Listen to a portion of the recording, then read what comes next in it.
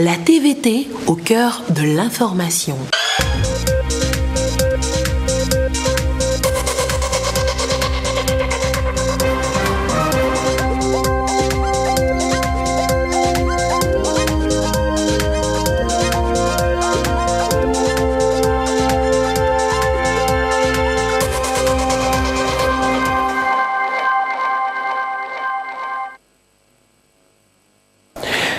À 5 jours de l'ouverture de la campagne électorale pour le compte de la présidentielle du 22 février prochain, le laboratoire de chimie des eaux de l'université de Lomé a attesté que l'encre est bel et bien indélébile. Les résultats sont remis à la CENI. À suivre dans un instant. Le coronavirus fait beaucoup de victimes. Il se propage dans 18 pays déjà. Et le Togo prépare à la riposte. Mais comment? À suivre tout à l'heure.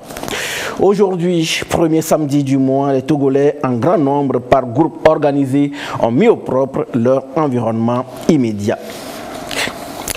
Voilà pour le sommaire. Où que vous soyez, vous êtes en direct sur la télévision togolaise. Bonsoir et bienvenue dans cette édition. Et plus de doute à propos de l'indélébilité de l'encre qui va servir au vote lors de la présidentielle de 2020 au Togo. Après analyse des échantillons prélevés, le laboratoire de chimie des eaux de l'université de Lomé atteste. Les résultats sont livrés à la Commission électorale nationale indépendante CENI. Augustin Kossi. Après 10 jours d'analyse, le laboratoire de chimie des eaux de la faculté des sciences de l'université de Lomé livre ses conclusions.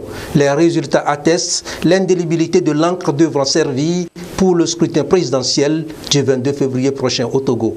Janvier 2020, après donc réception, vous nous avez invités donc à faire des prélèvements et à faire des analyses pour confirmer que l'encre que vous avez achetée était une encre qui sera bien utilisée.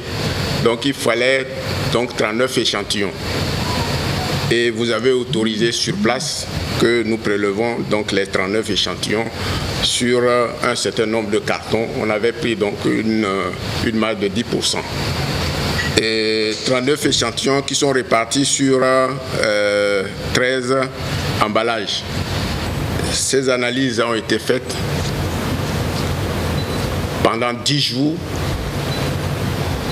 et puis nous vous avons envoyé les résultats et ces résultats-là indiquent que les encres que nous avons analysées, les encres que vous avez reçues et que nous avons analysées, ces encres contiennent des teneurs maximales en principe actif requises donc pour être utilisées donc au cours des élections. Donc autour de 25% de teneurs en principe actif. Les teneurs en principe actif, c'est ce qui est dit généralement pour les élections, c'est entre 5 et 25%.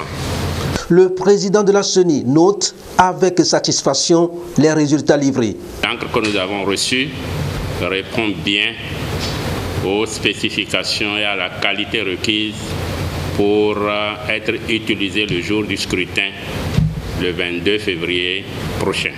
Nous en ferons bon usage puisque ce sera mis à disposition de tout le processus électoral et notamment des électeurs, comme vous le spécifiez, pour attester effectivement qu'il a voté et qu'il n'a pas la possibilité de voter une seconde fois, puisque l'encre aura démontré effectivement qu'il a déjà voté quelque part. C'est pourquoi il est exigé que cette encre soit indélébile. C'est une étape importante qui vient d'être franchie. Les Togolais sont appelés aux urnes le 22 février et chacun devra user de cette encre indélébile pour attester son acte citoyen accompli. Je vous donne à propos de ce sujet lecture du communiqué de la CENI. Et la Commission électorale nationale indépendante CENI a réceptionné le 20 janvier dernier l'encre indélébile qui sera utilisée pour le scrutin présidentiel de 2020.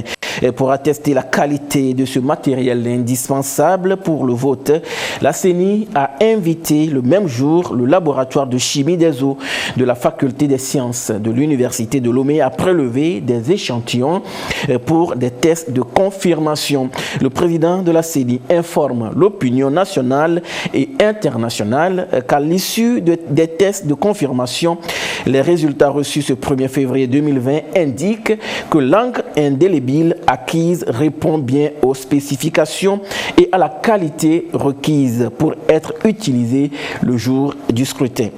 La CENI se réjouit de la qualité du travail du laboratoire de chimie des eaux de la faculté des sciences de l'université de Lomé et le remercie pour cette franche collaboration.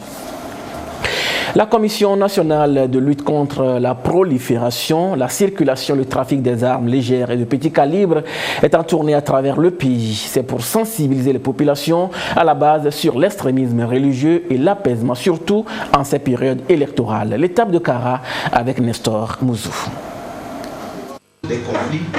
La circulation des armes, un facteur qui nourrit l'extrémisme religieux dans le monde. Ce phénomène fragilise souvent les processus électoraux. Par rapport à l'élection présidentielle du 22 février prochain, la Commission nationale de lutte contre la prolifération, la circulation et le trafic illicite des armes légères et de petit calibre entend contribuer à faire barrage à ce phénomène dans le pays. La CNL-PAL est en tournée à cet effet dans les régions pour sensibiliser les leaders religieux, les chefs traditionnels et les associations de jeunes et de femmes sur les actions à entreprendre. Chaque jour qui se lève, des informations alarmantes venant du Sahel, auxquelles notre pays est juste, nous parviennent. C'est des massacres de population dans les villages, dans les marchés. Bref, c'est une hantise. Donc ce qui se passe au Sahel doit nous inquiéter à plus d'un titre. C'est pourquoi nous avons entrepris des rencontres à travers tout le pays pour sensibiliser les uns et les autres. Nous allons ensemble définir notre comportement à l'égard de ce qui est étranger, qui vient. Par exemple, quand vous voyez un étranger dans une mosquée, dans une église, dans un temple, ne donnez pas à lui poser la question d'où venez-vous, où allez-vous. Mais si tu as un sac, quel est le contenu de votre gibecière? Il faut lui poser la question. Ça, c'est des petits gestes, des comportements sécuritaires que nous allons tous adopter. La prévention des conflits et la promotion de la paix, la tolérance religieuse et le vivre ensemble, ce sont les points autour desquels vont s'articuler les communications. À travers cette démarche, la Commission nationale de lutte contre la prolifération, la circulation et le trafic illicite des armes légères et de petit calibre exhorte les acteurs politiques à proscrire de leurs discours des propos haineux et demande aux militants des partis politiques à ne pas recourir à la violence lors des manifestations. Elle recommande aux populations de ne pas hésiter à dénoncer d'éventuels groupes terroristes en gestation. Dans la région de la Kara, la tournée a conduit la commission dans les préfectures de la Kosa et Bassar. L'actualité défraie la chronique. L'apparition du coronavirus est au cœur des rencontres entre acteurs du système sanitaire à tous les niveaux. La maladie virale qui sévit depuis fin décembre en Chine s'est manifestée déjà dans 18 pays. Au Togo, le ministère en charge de la Santé et ses partenaires, notamment l'OMS, ont tenu une réunion de crise à cet effet. Comment le Togo se prépare pour la riposte? Suivez ce reportage de Marie-Ange Bida. Aucun cas de l'épidémie coronavirus détecté en Afrique sur les 7818 cas diagnostiqués dans 18 pays du monde. Le Togo met d'ores et déjà en place un plan de riposte pour parer à toute éventualité. Au niveau des frontières, nous avons mis des équipes. Nous avons donné le matériel nécessaire pour que ils puissent détecter en examinant, en regardant tous les passagers avec leur matériel. Nous avons aussi écrit pour informer à tous les prestataires du système de santé, dans les hôpitaux, dans les districts, au niveau à l'intérieur du pays et à Lomé, pour qu'ils aient les attitudes qu'il faut. D'abord, apprendre à reconnaître la maladie. Ensuite, éviter soi-même de s'infecter tout en prenant en charge le malade.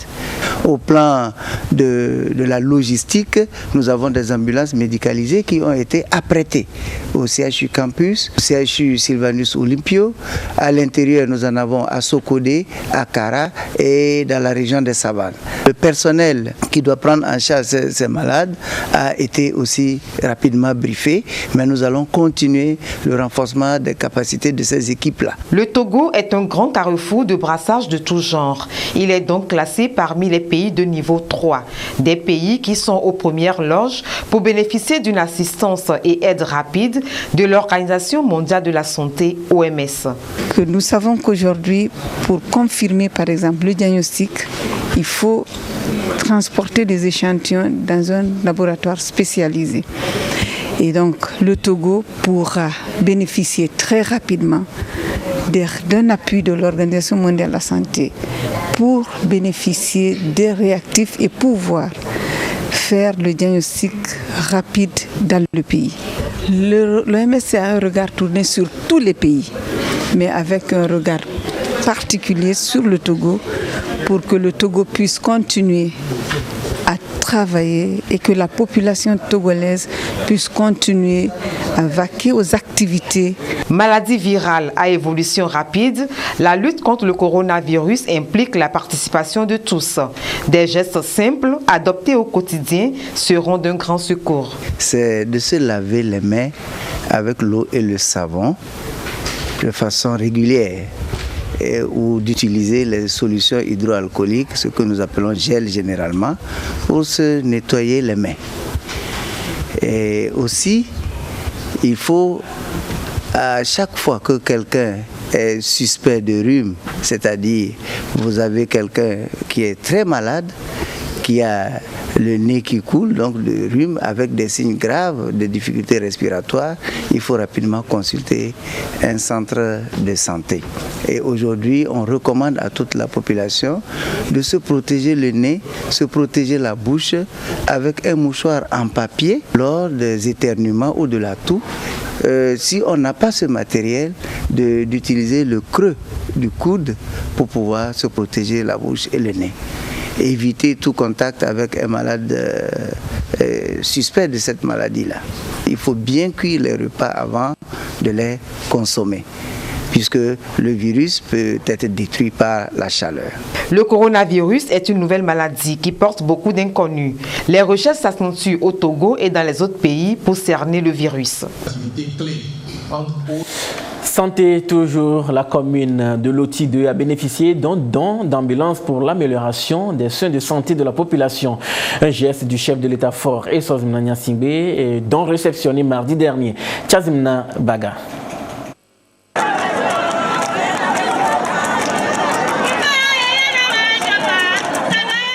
Voici la raison de cette danse spéciale des femmes et des hommes de Barkwasi. Cette ambulance, c'est un don du chef de l'État, Fort Essozimna Nyasingbe, aux populations de la commune de Loti 2. Le geste vise l'amélioration des conditions d'accès aux soins d'urgence de qualité. Cette ambulance a été donnée grâce à son excellence M. Fort Essozimna Nyasingbe, et nous sommes sûrs que désormais pour rallier les hôpitaux, l'Espérance de Mango et le CHR de Dapon ne sera plus un souci. Et ceci, ça rentre dans le souci majeur qui est vraiment la santé de la population. Santé de la population que le chef de l'État, son excellence M. Fort Essozimna Nyasingbe, a toujours mis au devant de ses priorités. Et ça a été aussi l'occasion pour nous de rappeler à nos populations, à nos parents, de faire un choix utile pour ce 22 février. Et le choix utile, c'est la continuité de la paix, la continuité de la sécurité, la continuité du développement de notre milieu et de l'épanouissement des Togolaises, des Togolais, qu'incarne la seule personne que nous connaissons au Togo, son excellence M. Fort Essozimna Nyasingbe.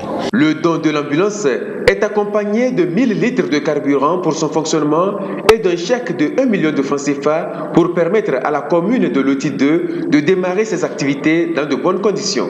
Nos populations, au moment où il y a des cas urgents et qu'on doit amener quelqu'un dans un hôpital un peu éloigné, c'est des difficultés avec les tricycles où nous courons des risques.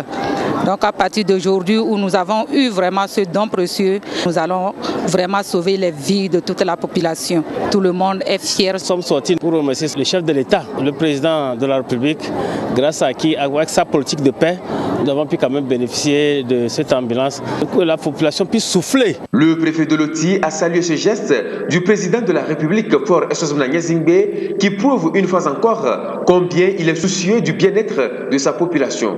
Voilà pourquoi il les a exhortés à accompagner la mise en œuvre réussie du plan national de développement PND 1822, mais aussi la politique de paix, de sécurité et de cohésion nationale du chef de l'État, Faure Essozomna Nyazingbe. Et pendant ce temps, la Fondation Agir Ensemble pour l'Afrique lutte pour plus d'hygiène dans les centres de santé. Elle a fait don d'un lot de produits de nettoyage ainsi que de plusieurs cadeaux aux bébés de l'hôpital de Baie. Sonia Menikpo. Des produits de nettoyage, des bouteilles d'eau vive, du savon et des bébés trousseaux. La Fondation Agir Ensemble pour l'Afrique et ses partenaires, Brasserie Bébé Lomé et Hygiénis, entendent à travers ce don contribuer au maintien de la propriété de l'hôpital de Baie et à l'amélioration des conditions de prise en charge des patients. Nous sommes très satisfaits de ce que la Fondation Agir Ensemble pour l'Afrique fait à l'hôpital de Baie. Que la Fondation a réhabilité le bloc de la maternité avec rénovation de 2 blocs sanitaires. Nous avons reçu 2 dons pour les femmes à la maternité. Donc ces dons vont être remis aux femmes. L'année passée, on avait déjà rénové l'hôpital de Baie et on a pensé qu'il faut qu'on commence aussi l'hôpital propre à partir de l'hôpital de Baie. La Fondation a pensé d'instaurer une action qu'on va commencer à appeler hôpital propre.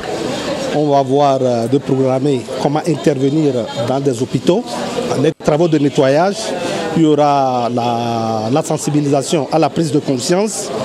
Il y aura la formation et la requalification. Le nettoyage des milieux médicaux sensibles comme une maternité réclame plus de précautions et de sérieux afin de prévenir des maladies telles les infections microbiennes. Le ministre en charge de l'action sociale salue l'initiative qui s'intègre parfaitement dans la politique sanitaire du chef de l'État. Vos initiatives, Madame la Présidente, s'inscrivent dans la politique d'inclusion sociale du gouvernement. Et c'est à ce titre que je voudrais vous féliciter vivement et vous réitérer la gratitude du gouvernement pour ses actions de bienfaisance. La Fondation Agir Ensemble pour l'Afrique vient en aide aux populations défavorisées et contribue à une meilleure éducation des enfants. Elle participe également à l'effort de modernisation du système de santé du Togo. Dans le Pendjal Ouest, bientôt 3 localités disposeront de bâtiments scolaires flambant neufs. Le premier coup de pioche pour le démarrage des travaux a été donné dans une liesse populaire. Le geste vise à améliorer les conditions d'études des élèves de Wakpe, Laagou, Bonkungu et Naïga. Tchazina Baga. C'est parti pour les travaux de construction d'un bâtiment scolaire de 4 classes, un bureau, un magasin et des sanitaires à Wakpe-Logou dans la préfecture de Pendjal Ouest. L'initiative vient du docteur Bariké Damtot, un cadre du parti Union pour la République Unir à travers l'ONG Humanité Togo. Il veut par ce geste accompagner la politique du chef de l'État, Faure Essozomna Nyazingbe, en matière de l'amélioration des conditions d'accueil des élèves. Même exercice ici à Bokongu, puis là à Naïga. Les activités s'inscrivent dans l'axe 3 du PND, Plan national de développement que le chef de l'État a lancé pour la période allant de 2018 à 2022. Il s'agit des fruits de la politique de paix, de stabilité politique et de développement que le chef de l'État prône depuis son accession au pouvoir. Nous avons été très heureux de voir l'adhésion de toutes ces populations qui nous ont réitéré leur gratitude à l'endroit du chef de l'État, qui nous ont clairement fait remarquer leur attachement à la politique du chef de l'État et notamment leur engagement à défendre les couleurs du Nil aux prochaines élections. Déjà sur les différents sites, des actes concrets qui témoignent de l'imminence et de l'effectivité des travaux sont visibles. L'ensemble des bâtiments qui sortiront de terre seront entièrement équipés en table-banc et en matériel didactique. Nous sommes très contents et nous lui remercions. Que Dieu l'accompagne dans ses œuvres. Les populations sont exhortées à faciliter les travaux, mais aussi à contribuer à la préservation de la paix et de la sécurité durant tout le long du processus électoral en cours. Méconnue du public, la direction des affaires maritimes, encore appelée marine marchande, est chargée de gérer les navires immatriculés et sous le sceau togolais. Depuis quelques années, l'institution connaît une nouvelle dynamique. Elle s'est inscrite dans la digitalisation avec d'autres innovations à la clé.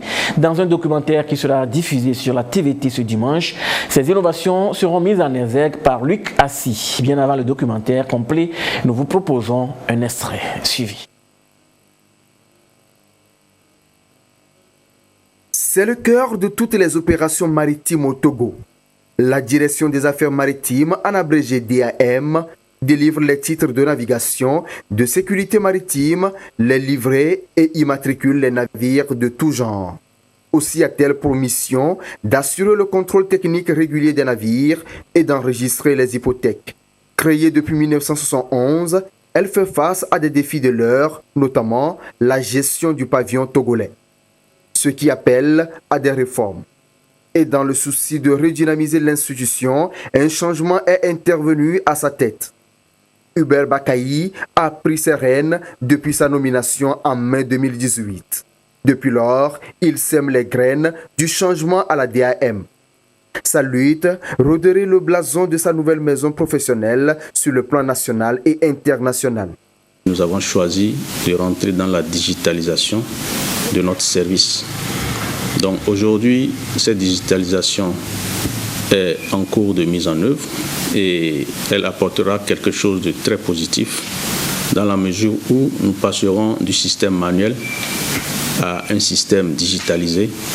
Les inspections se feront avec ce moyen-là, de sorte que les données qui entrent seront des données définitives et traçables. Ce qui laisse déjà des empreintes au niveau du port autonome de Lomé. Des travaux sont en cours ici pour répondre aux exigences des conventions et normes internationales, à savoir l'application du code ISPS. L'accès au port pour pouvoir respecter donc les prescriptions du code ISPS qui insiste sur la maîtrise des questions de sûreté et de sécurité au niveau des installations portuaires. Nous faisons le suivi de tout cela et par rapport à ce suivi, nous sommes également suivis et contrôlés par la communauté internationale qui envoie régulièrement des experts pour essayer d'apprécier le niveau de respect de ce code ISPS. Du manuel, la DAM passe à la numérisation. Même si le processus est en cours, il a suffisamment avancé. Même les visites techniques qui seront faites sur les navires accostés en mer, ce sera fait de façon digitalisée. Lorsque ces contrôles sont faits, les données sont transmises automatiquement sur le logiciel et le service de la facturation a toutes les données pour sortir de la facture et en même temps que la facture est conçue, les sociétés consignataires qui sont les destinataires reçoivent en même temps leur facture par mail. Tous les systèmes et mécanismes de facturation ainsi que de prestation de services de la direction sont concernés. Ça nous permet de gagner en temps et d'être plus efficace dans l'élaboration de nos factures. Et une fois ces informations tirées avec la digitalisation, les agences maritimes Maritime reçoivent directement leurs factures, donc ce qui nous permet de limiter les retards dans la livraison de nos factures. Il est opportun de relever aussi les actions en cours d'implémentation telles que l'élaboration de la convention collective des gens de mer. La convention va proposer un statut particulier aux concernés au regard de la complexité et de la particularité de leur travail. Puisqu'il s'agit d'eux, les gens de mer sont au centre des actions de la DAM. Ils bénéficient des formations régulières pour améliorer leur performance professionnelle et acquérir des connaissances additionnelles qui leur sont utiles dans l'exercice de leurs fonctions. Assainissement et salubrité publique pour poursuivre cette édition. Les responsables de différentes communes et de l'Agence nationale d'assainissement ANASAP veulent renforcer les stratégies d'assainissement de nos villes. Les réflexions vont bon train pour créer également plus d'espaces verts afin de rendre attrayantes les communes togolaises. Antoinette Omao va voir. Dans l'exercice de leur mission, les communes ont diverses responsabilités. Parmi elles, l'assainissement, la salubrité et l'aménagement des espaces verts. Un rôle qu'elles doivent jouer en collaboration avec l'Agence nationale d'assainissement et de salubrité publique ANASAP. Il est ainsi opportun de trouver des stratégies adéquates pour une meilleure coopération publique-publique. Nous étions l'une des premières communes à solliciter l'aide d'ANASAP pour nos problèmes de désencombrement. Ils ont toujours été à nos côtés. L'ANASAP veut élargir son champ d'action à travers ce partenariat. Nous avons eu un entretien avec les différentes communes. La prochaine phase, c'est d'aller dans chaque commune. Une délégation d'ANASAP ira dans chaque commune pour établir ou bien élaborer avec ces communes-là un plan de travail. Chaque trimestre, on ira au résultat pour voir qu'est-ce qui a été fait de la part ou de la commune ou de ANASAP. Depuis sa création en 2015, l'ANASAP ne cesse de veiller à l'assainissement et à la propreté de la ville de Lomé et celle de l'intérieur. 1er février, premier samedi du mois, les Togolais sont sortis pour effectuer l'opération Togo propre. À Notien, dans la préfecture de Hao, les jeunes cadres du milieu ont rendu propre la place publique de l'indépendance de Notien. Occasion également de sensibiliser la jeunesse sur le respect de la personne humaine et de la chose publique. Aussi, plusieurs ONG et associations ont-ils mis la main à la pâte pour éliminer les dépotoirs sauvages et assainir la ville de Lomé. Yasmine Kodia, Marie-Reine Abeta et de Douari. Acte citoyen et civique des jeunes cadres du Hao. Mobilisés, ils assainissent la place de l'indépendance de Notien. Ces jeunes s'emploient donc à rendre viable leur cadre de vie et à donner un nouveau visage à cette place publique qui accueille de nombreuses manifestations. Nous avons pris le matériel d'entretien pour faire de l'entretien, pour pouvoir montrer aux autres jeunes que nous devons faire le civisme. Et plus que le civisme, préserver aussi la paix. Il faut que la jeunesse aussi s'associe à cette culture-là que nous avons déjà de rendre notre pays propre, notre ville propre. Le conseil préfectoral de la jeunesse a saisi l'opportunité pour sensibiliser la population de Hao sur les valeurs de paix, de concorde nationale, de tolérance et d'acceptation de l'autre. La tradition de l'opération Togo propre, respectée par le Conseil supérieur de la société civile du Togo, l'association Foi en la force du Togo et le Conseil préfectoral de la jeunesse Golfe. Ils ont assaini la mairie d'Aguenivé 2, la cour d'appel de Lomé et les retenues d'eau du carrefour de Lyon. Nous encourageons les organisations de la société civile et l'ensemble de la population à pouvoir vraiment s'inscrire dans cette logique d'assainissement. On a répondu à cet appel pour montrer notre détermination à mettre notre cité très propre. Nous devons participer activement au développement du pays. Un corps sain dans un environnement sain, c'est l'objectif poursuivi par ces jeunes à travers cette action de salubrité. Le maire de la commune Aguenivé 2, Kofi Bolor, a exhorté la jeunesse à s'investir davantage dans les actions communautaires.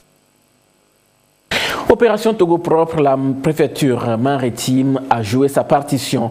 La plage de Lomé est nettoyée ce samedi et débarrassée de toute insalubrité dans les communes d'Agoué 5 et Golfe 5. L'opération Togo propre a été aussi respectée. Solange Amandé, Abiligna Singbe, Gérard Lagoudou.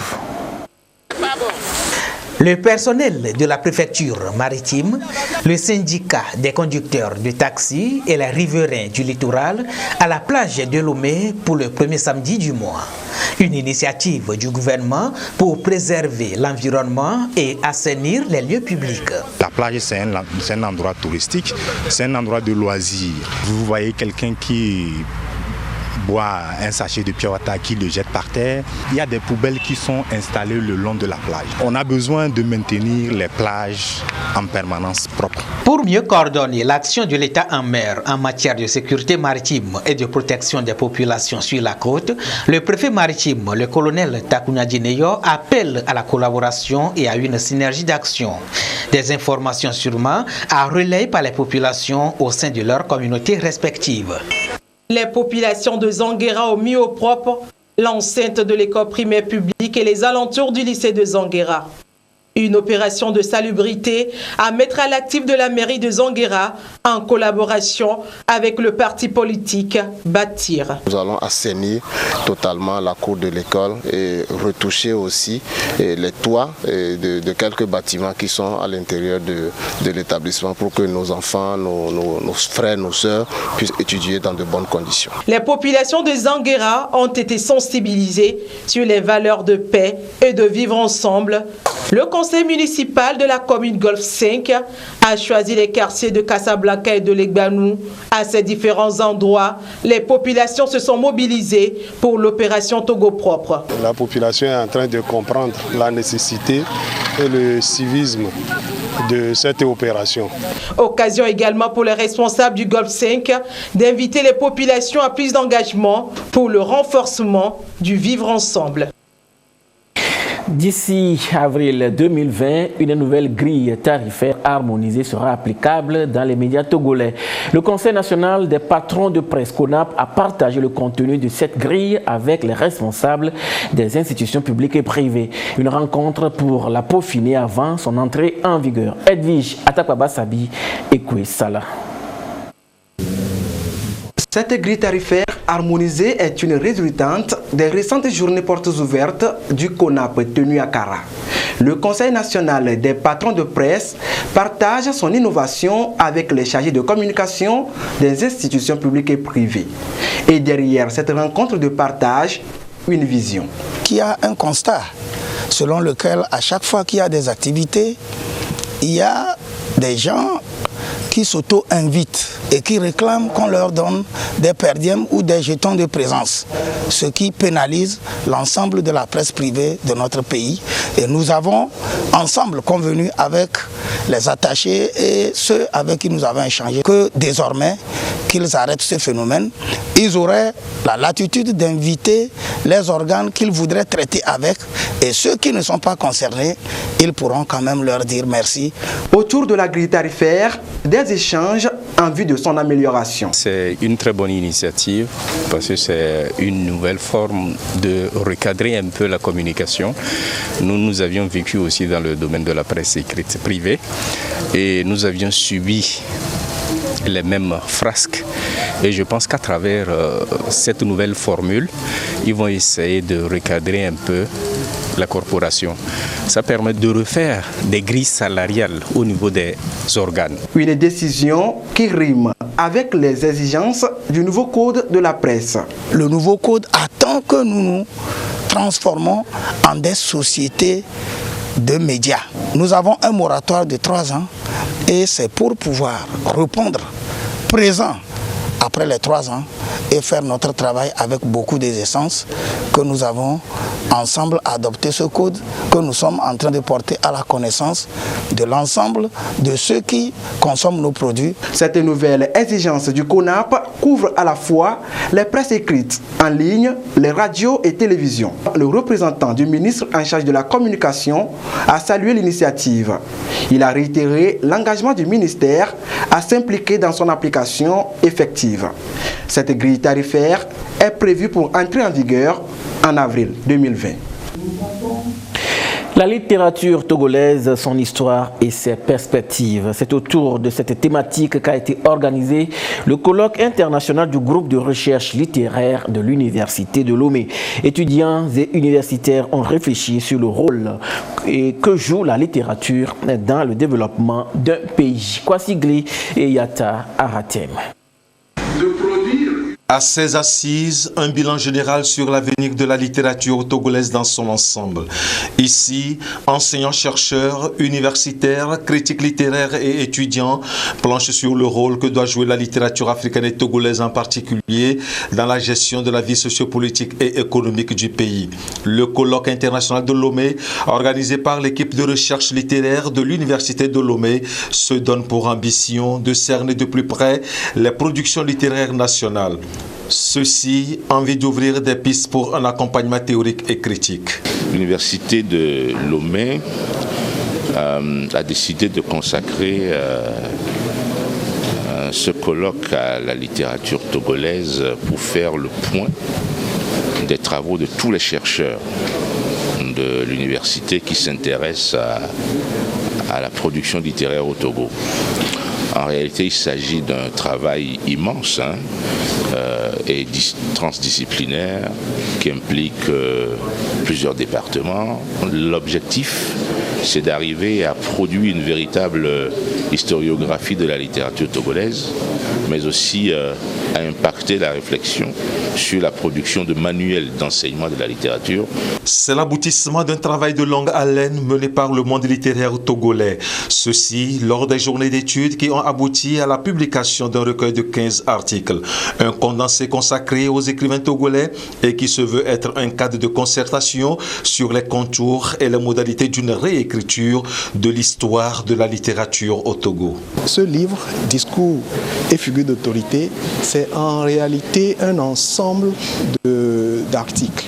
C'est des réflexions produites par des universitaires, des auteurs, écrivains, autour de ces questionnements sur la littérature togolaise. Parce que là, ce n'est qu'une partie de l'iceberg, parce que au-delà des questions identitaires, de la littérature elle-même, qui est une question fondamentalement ontologique, il y a la question identitaire des écrivains.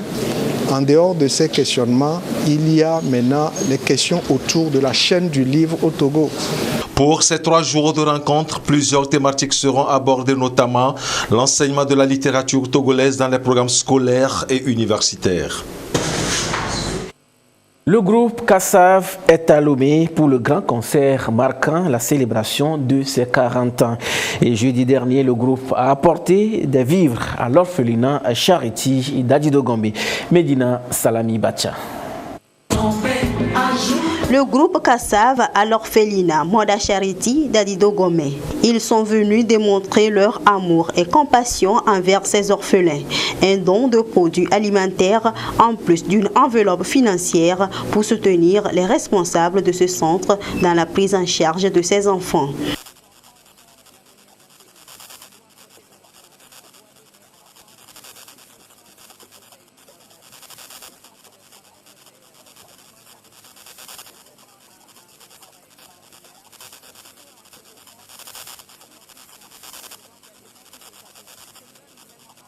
Créé en 2003, l'orphelinat Moda Charity gère aujourd'hui 78 enfants. C'est une grâce pour que Kassav soit ici aujourd'hui. Et comme j'ai connu le groupe depuis 1986, donc vous voyez, les voir aujourd'hui, j'ai dit waouh, c'est un grand bonheur. On ne peut que dire merci.